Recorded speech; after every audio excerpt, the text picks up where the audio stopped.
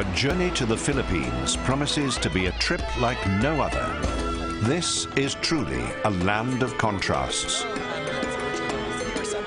From slum towns to splendor and blood sports to beauty, there are two extremes to this exotic island chain, both offering thrilling adventures. Just a short trip from a chaotic metropolis to untouched wilderness, coral reefs and jungles.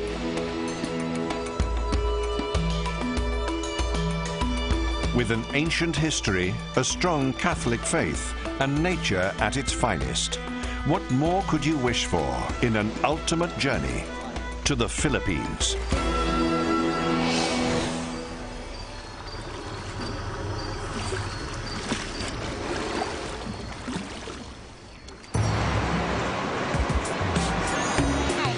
And the journey starts here, in the daily madness of the Philippine capital city, Manila.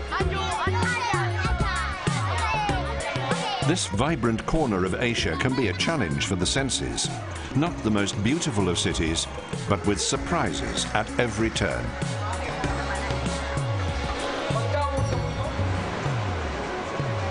Manila has grown rapidly and has all the typical urban issues.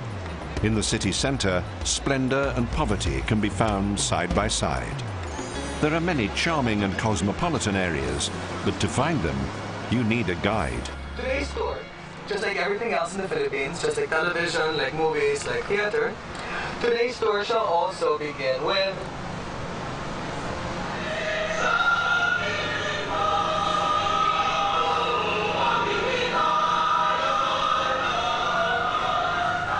Carlos Celdran has made a name for himself as tour leader extraordinaire.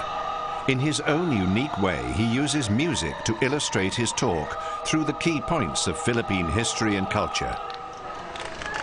the Philippine National Anthem. La la la la la la la la. You've heard that before, right? And the Philippine National Anthem goes la la la la la la la. It's actually exactly the same notes, we just turned it upside down. Which I consider to be a perfect metaphor for Philippine culture. Because Philippine culture at many moments is another country's culture that we've taken, turned it upside down, and that's how it becomes Filipino. And in the 17th century, the Spanish came along and brought along Catholicism, God bless their souls. And then all of a sudden, the Philippines had places with names like Santa Ana, Santa Barbara, Santa Elena, Santa Elena, Santa Feliciana, Santa Villa, San Diego, Santiago. And then in the 20th century, after they split, along come the Americans. And then all of a sudden, the Philippines were places with names like Washington Street, Forbes Park, McKinley Road. Wearing historical costume and armed with his precious tape recorder, he leads walking tours through the older parts of the town. Manila has a checkered history. The Philippine Islands were named after the Spanish King Felipe II. The Spanish built the Intramuros in the city center, which surprisingly survived the bombings of the Pacific War in the 1940s. Carlos is the perfect man to tell the tale, as he too is of mixed descent with Spanish, Chinese and American bloodlines.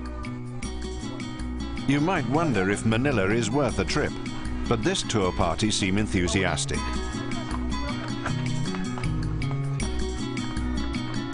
It's wonderful, wonderful, very entertaining, and I've learned so many things that I didn't know before about Manila.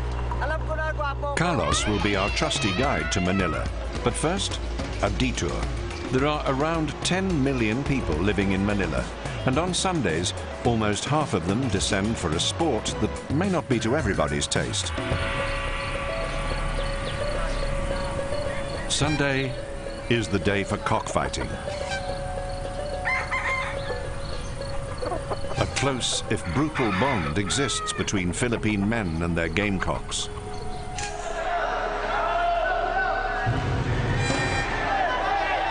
There is nowhere else on earth where this is such a celebrated sport. It's a tough business for the birds, and few have a happy ending. Sunday afternoon, and the crowds gather at the Roligon cockpit in central Manila. Champion breeder Fernandez Besas is looking for a worthy opponent for his bird. Like boxing, the cocks are given different classes.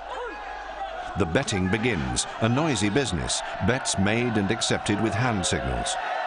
They never write bets down, just commit them to memory.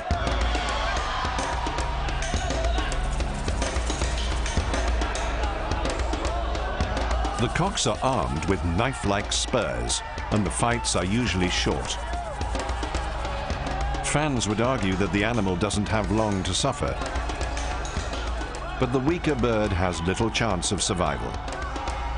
When one cockerel is too exhausted or badly injured to defend itself, the referee calls the winner. Thousands of pesos change hands. Those who lost their bet throw their fees to the ring.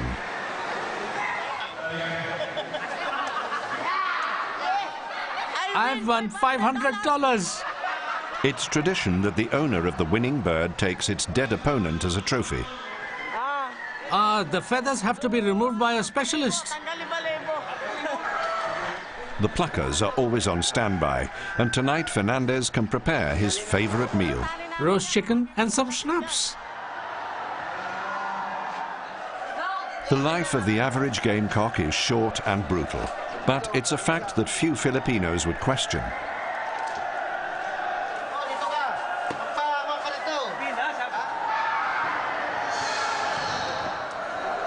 The wound, the cause of death.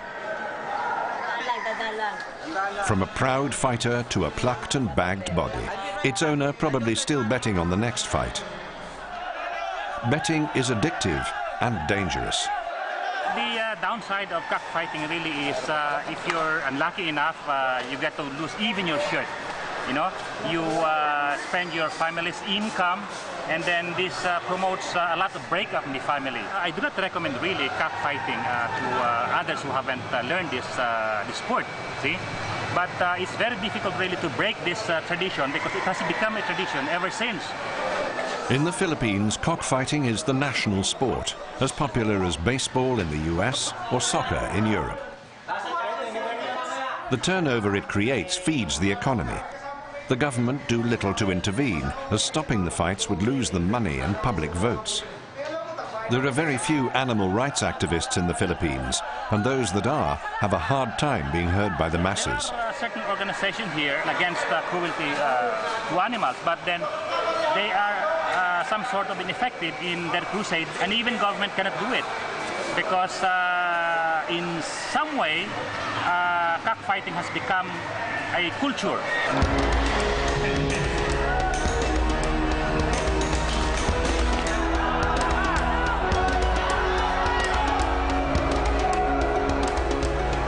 At one time, cockfighting was globally popular. In fact, even American presidents Thomas Jefferson and George Washington were big fans. A specialist cockerel ER is on standby to receive the walking wounded. These chicken doctors are often families with skills and businesses being passed down from one generation to the next. For some, it's already too late.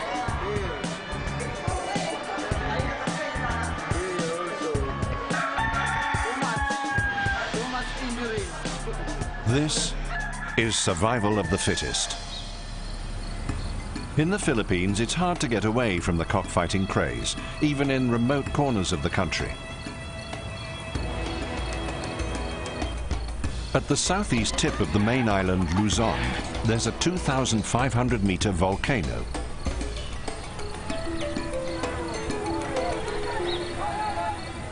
This lush setting would seem an explorer's paradise. But come Sunday, out come the fighting cocks, and both men and women descend to bet on them.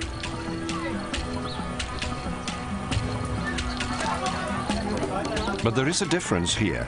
Because they're not controlled by government taxes, these fights are illegal. But it doesn't seem to put anyone off.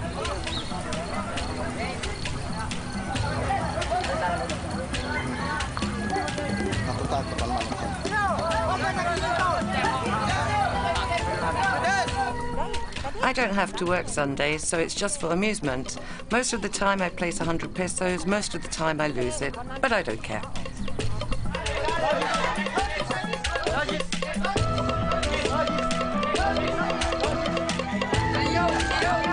Obviously, to a tourist visiting the island, the cockfighting can throw up a mixture of emotions. There is a certain thrill, but also an all-too-obvious cruelty. Fortunately, the Philippines have a great deal of variety on offer, so we venture south and leave the fighting cocks behind. An hour and a half's flight away takes us to the Bacuit archipelago and the famous black rocks of El Nido.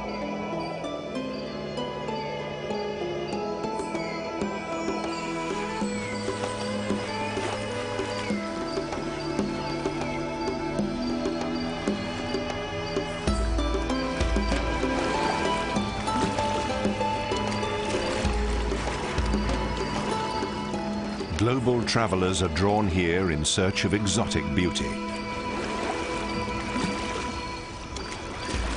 Beatrice Lopez and Kurt de Bouw are planning to spend a few days playing Robinson Crusoe on the deserted beaches. To help them find the perfect spot, they use a local guide, Ann Tayag. This is Palawan, a paradise of hidden lagoons, secret coves, and spectacular rock formations.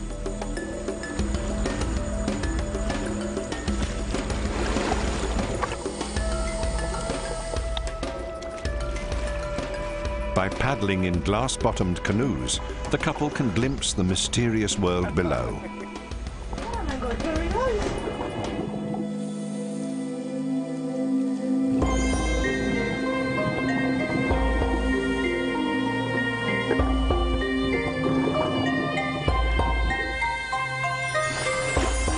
For the intrepid holidaymaker, there is no better way of seeing the Philippines than island hopping.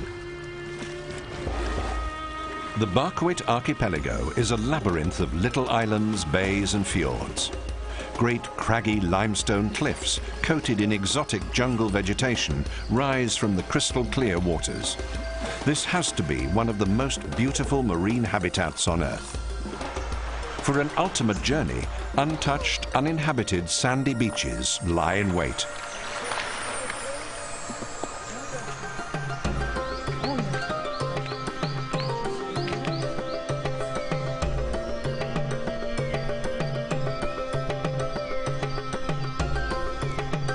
It's wonderful. It's like you never see the place like that. Look at the rock. It's and even the water very clear, very hot. It's wow. It's perfect. It's wonderful. Very nice. Really. Unlike nothing in the world for it's no. Yeah. You cannot imagine I can't compare anything with Palawan. It's just really good.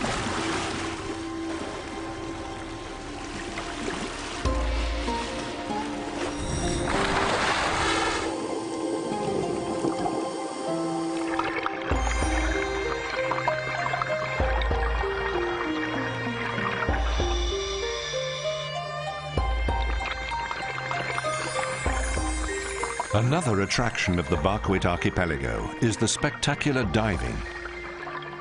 Kurt is a diving instructor working on the central Philippine island, so Beatrice is in good hands as they take the plunge. The vast, colorful shoals and reefs are legendary among divers.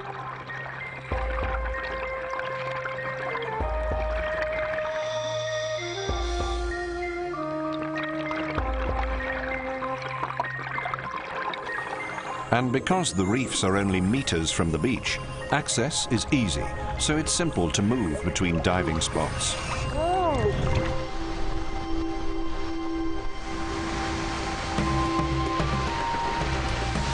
Beatrice and Kurt have decided to treat themselves to a few days of luxury at a secluded resort on the tiny island of Manilok, reputed to have some of the finest dive sites in the region.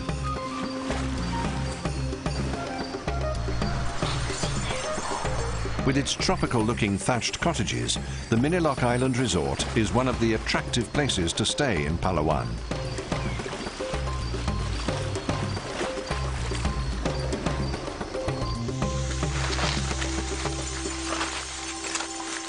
For a more rugged expedition, the couple use their guide to lead them through the jungle. The primeval forests of Pangulassian Island are virtually untouched by humans, offering a true wilderness experience.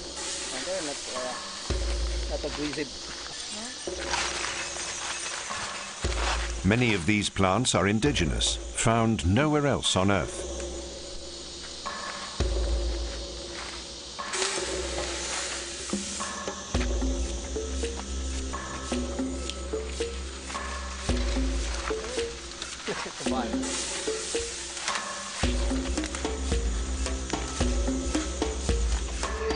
This path leads to an observation platform offering an elevated view of the island.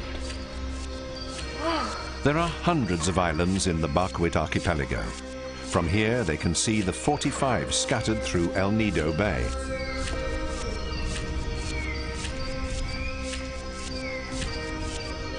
The backdrop is Palawan, the 5th biggest island in the Philippines.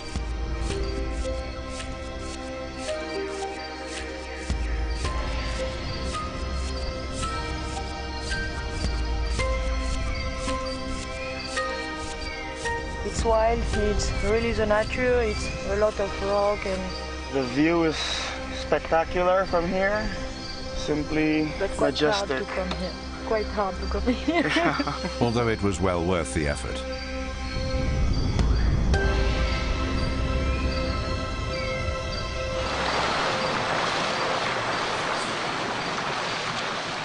After a few days of the Robinson Crusoe lifestyle, the couple are ready for some company and begin to explore local villages.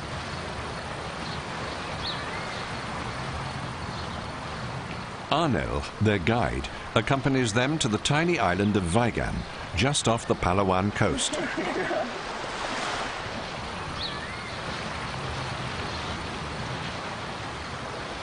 To the children of this remote fishing village, foreign visitors can cause quite a stir, and also break the day's monotony for a caged pig.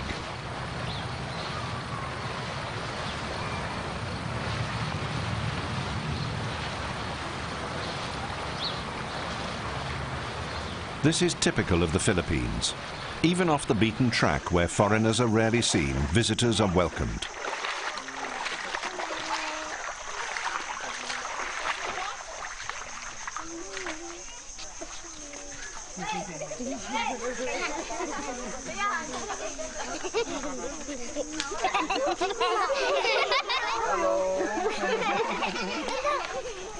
The people of Vigan have moderate lifestyles, drawing their primary income from fishing.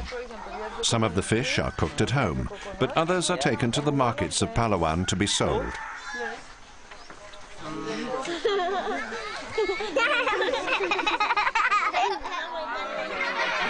Although accurate head counts have never been done, there are around 300 people living here in bamboo huts. Birth control is not a big concern here, partly as a result of Catholic influence. It also seems there is little else to occupy adults in the evenings. They have plenty of time for procreation. Life is dictated by the rhythms of the sea. Here there is no electricity. Fish are preserved not by refrigeration but by the sun, salted and dried until they can be used. In the center of Vigan stands a little church. Catholicism is a strong influence here, although mixed with some animistic beliefs. Every Sunday, villagers gather to pray, and on special holidays, a priest from the mainland travels to lead them in worship. The chapel is more spirit than structure, having been ravaged by the forces of time.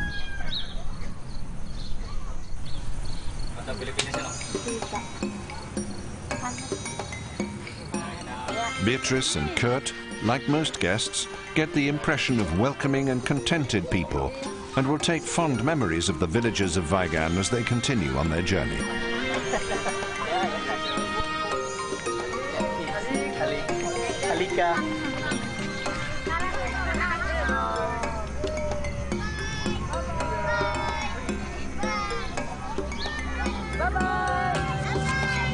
The Philippines can be a place to relax and recuperate, but not for Kurt and Beatrice. They seek the ultimate challenge.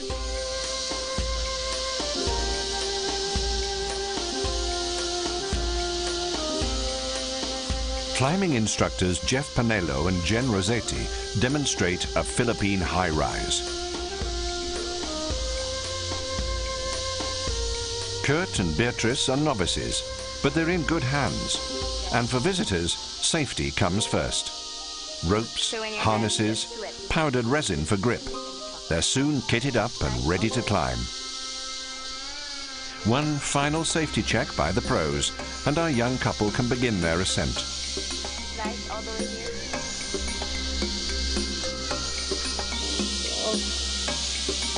Spider-Man.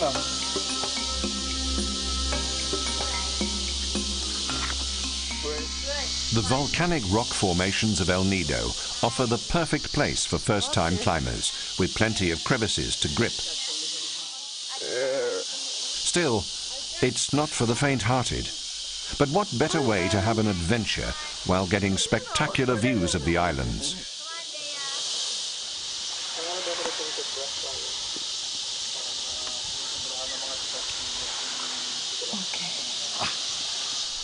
Go to the right. Right, all the way here.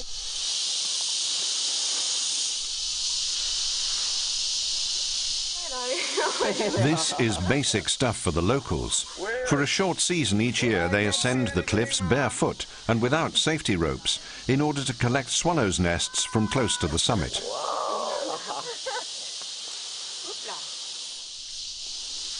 The birds' nests are sent to China to be made into soup.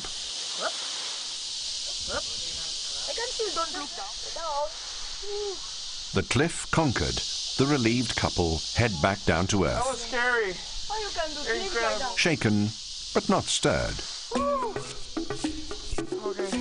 That was nice. Oh, very nice. You see that? Wow, quite hard now. Yeah. Let's show your body. It's like, oh my God, very nice. Thank you. Thank you very much. Very tired. Very nice. Very good. My first time. Really good. Thank you very much.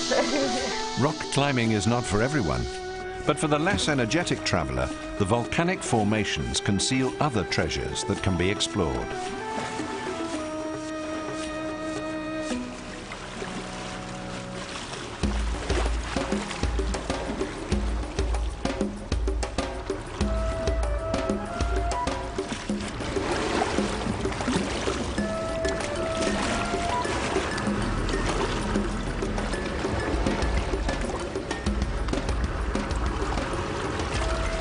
Small tunnels can open into spectacular cathedral-sized caves, the result of thousands of years of insistent erosion from wind and rain.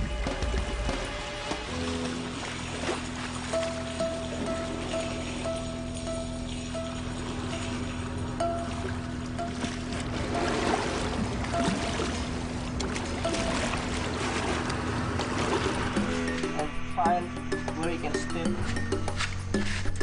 Watch your step. The narrow entrances have some razor-sharp defenses. So you can step to yourself. Inside, the passageways are cool and damp. Slowly.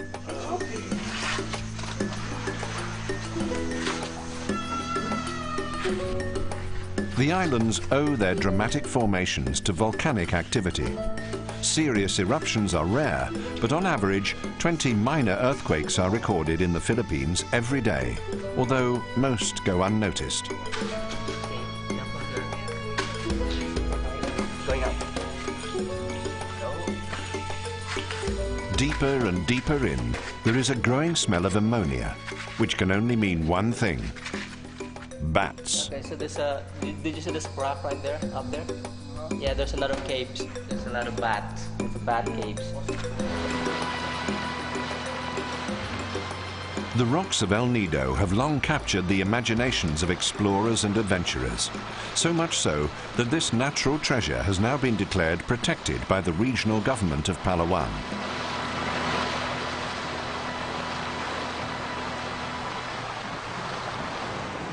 Back in the city of Manila.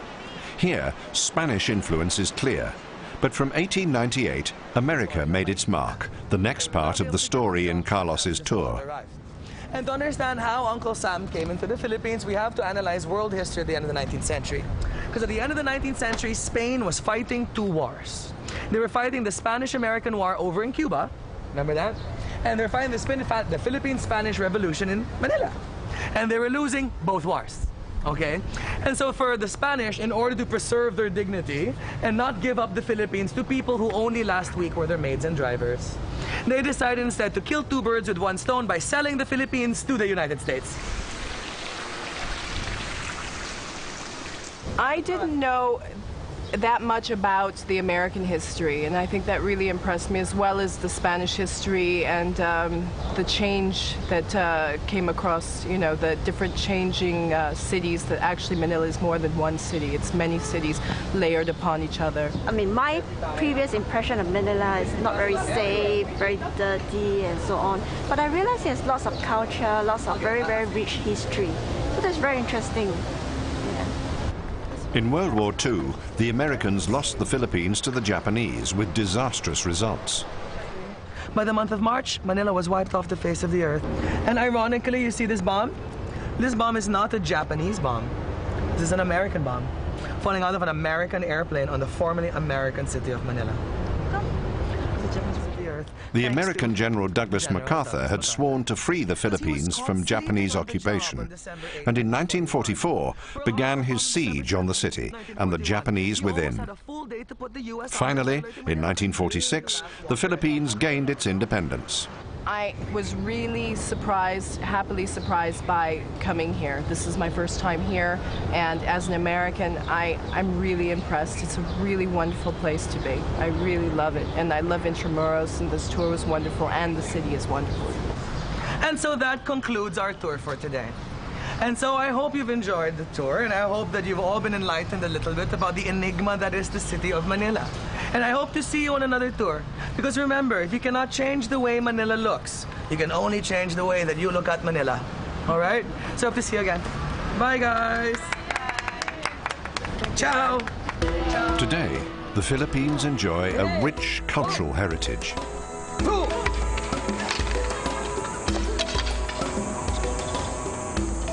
At Luneta Park in Manila, young people are drawn to learn an ancient martial art, arnis.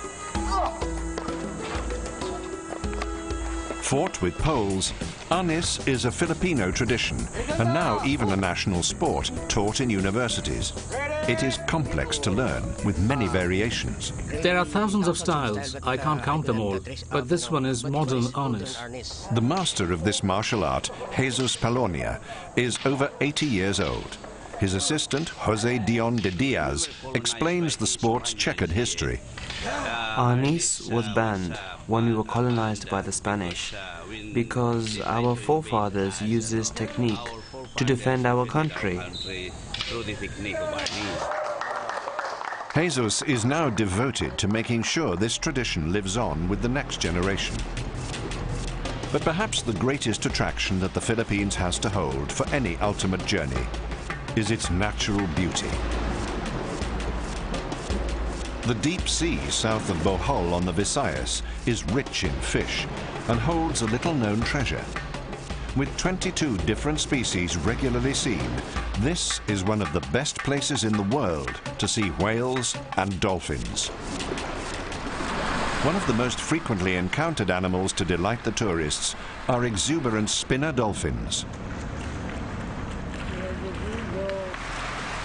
Leo Sumalpong used to hunt marine mammals, but now sees them in a different light.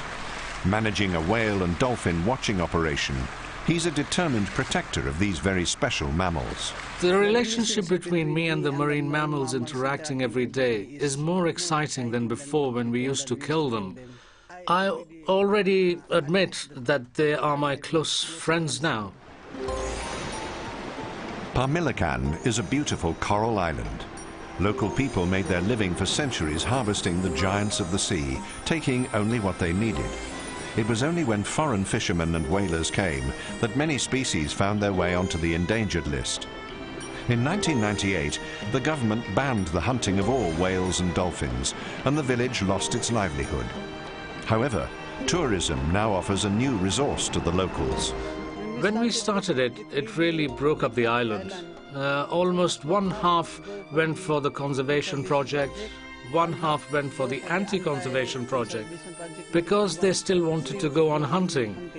By the way, it is not only the economic value that was lost to our part, but it was also the adventure, the thrill of going hunting. But almost 90% of the people now are supporting the ecotourism enterprise. After much persuasion, simple yet stylish huts were built, offering a base where whale watchers could spend the night.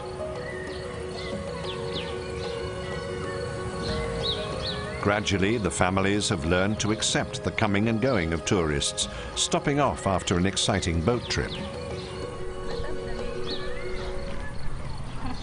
Now, the whale hunting men of Pamilican work as spotters and crew, while women prepare the tourists' meals. Now the whole community benefits from keeping whales alive. It's been hard work to implement these changes. Some accepted it readily, while others fought against it. But today, things have settled down. In the beginning, it was really hard and I was quite skeptical. Now I have my own little shop with beverages, ice, etc. And well, my life's much easier than it was.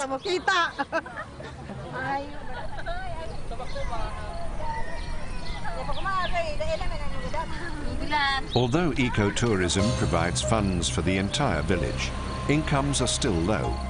Nowhere is this more evident than in the cemetery. Some families can't even afford to bury their dead, and the bones are piled high.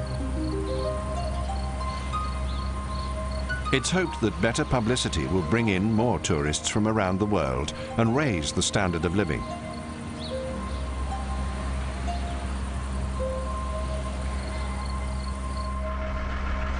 It's not just marine mammals that can bring in tourist dollars.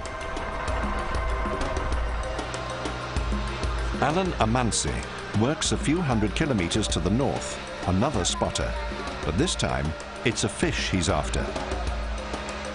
He works on another eco-project in Donsol, on the main island of Luzon.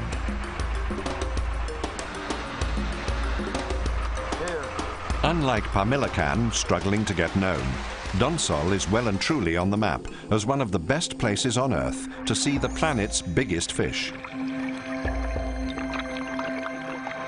Whale sharks can reach 18 meters in length and weigh up to 15 tons, and they may live for a century.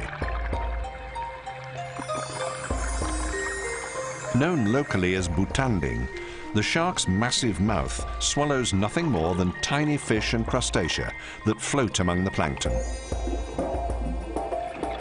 To minimize disturbance, divers are not allowed tanks, only snorkels. The whale shark has been hunted perilously close to extinction. In the Philippines, it has been rigorously protected since 1998, ensuring that this remarkable fish lives on for all to enjoy. We saw the whale shark! At first, I couldn't see it, and then suddenly it disappeared, and we were on top of it. So I was scared that its tail might hit me. It was amazing. The shark was so long and big, and I was so close that I could almost touch it. It is not unusual for lucky visitors to see several of these gentle leviathans in a single morning trip. There are so many whale sharks at Donsol. Because the water is very clean here, the coast in front of Donsol is very well balanced ecologically. In addition to that, we have 3 rivers in this region, which take a lot of the nutrients, the plankton, into the sea. The conditions are ideal, so these giants can stay for almost a year, but the best time to watch them is between January and June. The fishermen of Donsol have never hunted the whale sharks. It was outsiders who did the killing. Today, these locals proudly safeguard their sharks, keeping a close eye around their shores.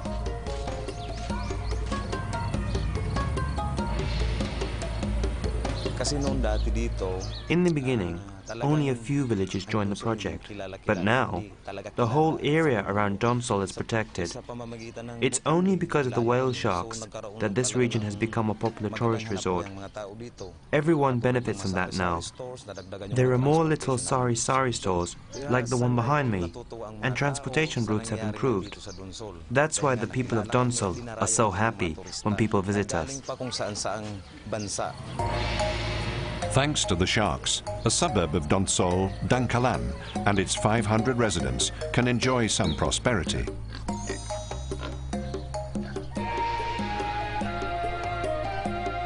Alan has a good reputation here and is always a welcomed guest.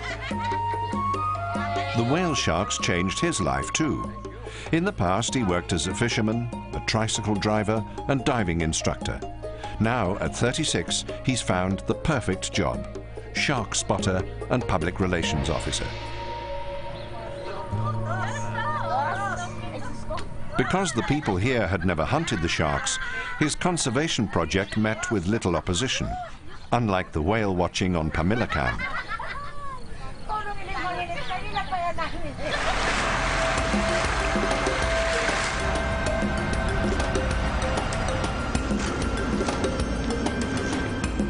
However, Leo is confident that his whales and dolphins will also win the hearts of the locals once more foreign income arrives.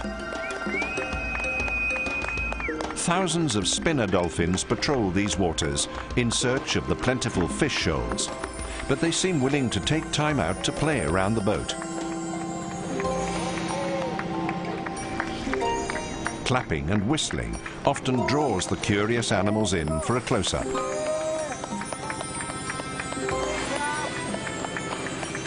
Leo is now able to turn knowledge from his whale hunting past into a useful tool to educate his guests.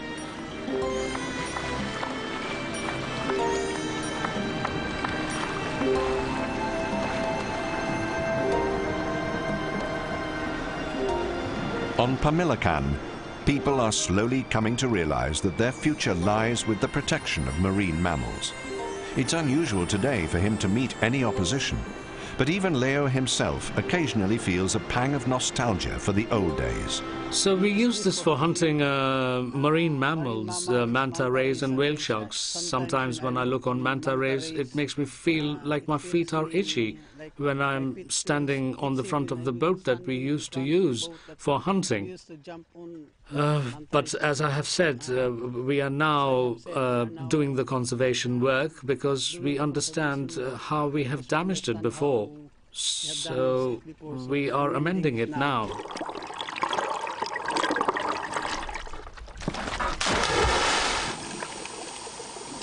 Today, the hunt is all but over.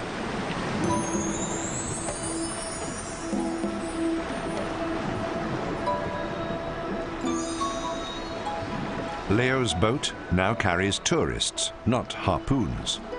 He is determined to make his project succeed to the benefit of both the marine mammals and the people of the Visayas Islands.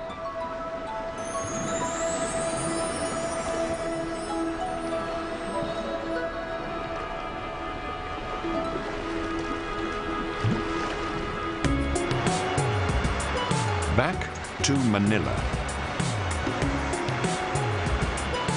With a population of over 82 million, the Philippines has the highest birth rate in Asia.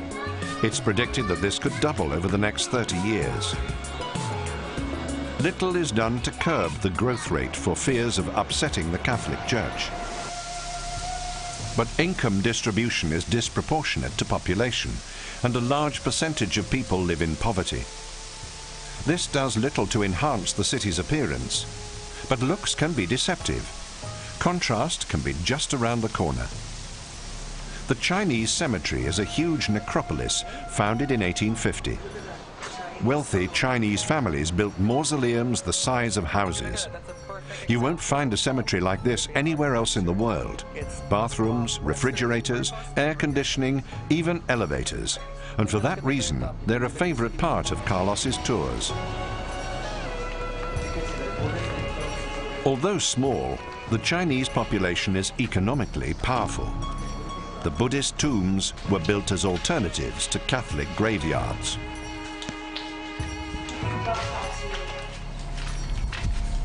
Strangely enough, most of Chinese traditions when it comes to burial of the dead happen outside of China now.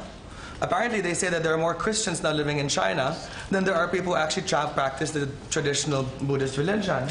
And when it comes to traditional Chinese Buddhism, to honor your ancestors is the best thing you can do. Because how happy your grandmother is in her afterlife determines how happy you will be right now.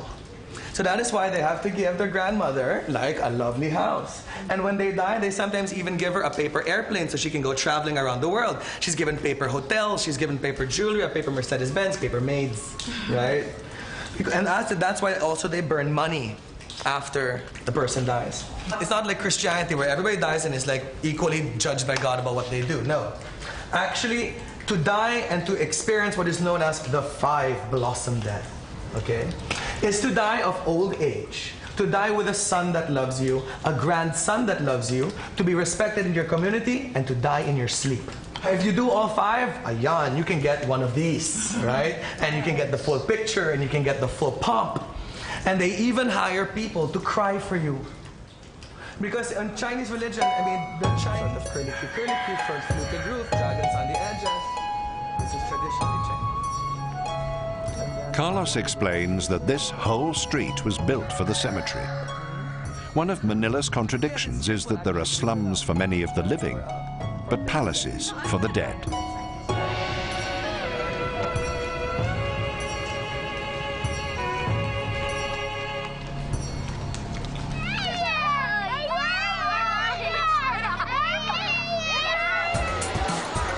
The Philippines have a lot of things that set them apart from the rest of Asia. But food isn't one of them. These islands enjoy a colourful cuisine.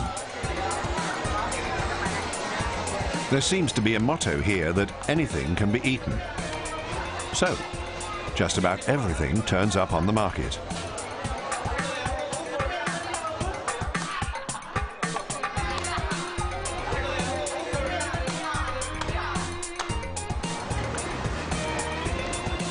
During the 16th century, the Spanish began their 300-year reign in the Philippines, and not surprisingly, have greatly influenced the cuisine. Now, thousands of pigs are prepared daily. Filipino cuisine perhaps lacks the finesse of Chinese or Thai. Nonetheless, food stalls offer a rich selection of exotic snacks, though some are not for the faint-hearted.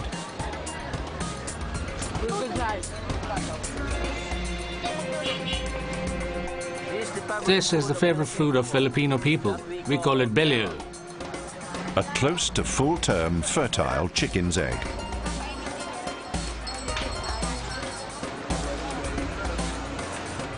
And for anyone with a mouth and stomach of steel, there is the annual chili eating championship at Camalik.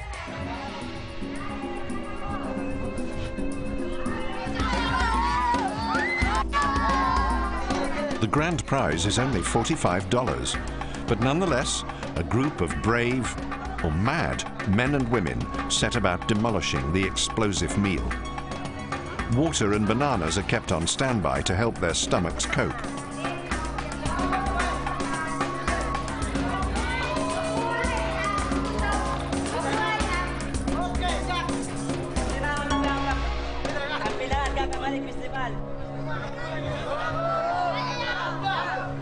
There are 2 winners who receive well-earned praise. My stomach will eventually calm down again. I have been eating hot things since I was 7. I wanted to prove that I was the best here tonight. Ronaldinho has another trick up his sleeve.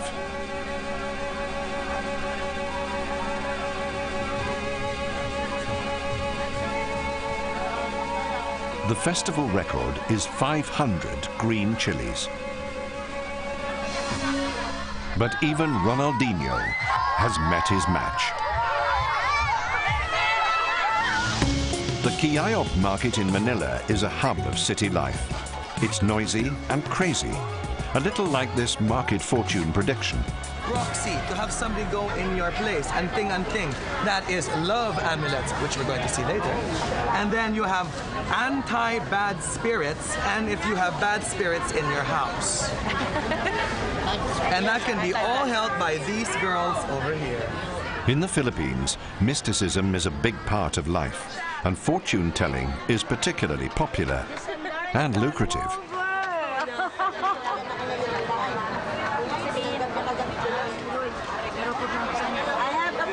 I had a wonderful card reading from one of the tarot readers behind me. Her name was Julie, and she told me about my love life. She said that I've already met somebody through my work that's going to go away and come back, and I'm supposed to be very happy. I don't know if it's true or not, but it's kind of fun. Carlos's tour is exceptional. He knows every detail of the city, right down to its candles. So if you have a white candle like this is like a candle for purity. Just, you know, like I wish the world well. And then you have the two kinds of love in the world. You have family love and you have Eros kind of love. So this is I love mommy and daddy, and this is I love my boyfriend or girlfriend. And then you have money, which is the brown. And the two differences between the money here is that green is I want 10,000 euro cash, and this is I want a new BMW. This is cash, this is kind. And then you have things like peace of mind, and then you also have good studies, brightness, so that your brain is bright, so that you can pass your exams in college. And then if you want all of them, you can buy the buffet candle. And then there is this, which actually shows you how well-natured the Filipino is. Because this black candle does not wish a person ill. Actually, it's quite the opposite. This is known as a conscience candle. So when you light this candle, it actually wishes that the person you hate to become the person you like, right? And what makes this different from the others is that every time you light a candle like this one, you have to stick a person over here upon it, like that, right side up. And this signifies who you are. But if you get the black one over here, this is supposed to be the person you hate, and you hang it upside down.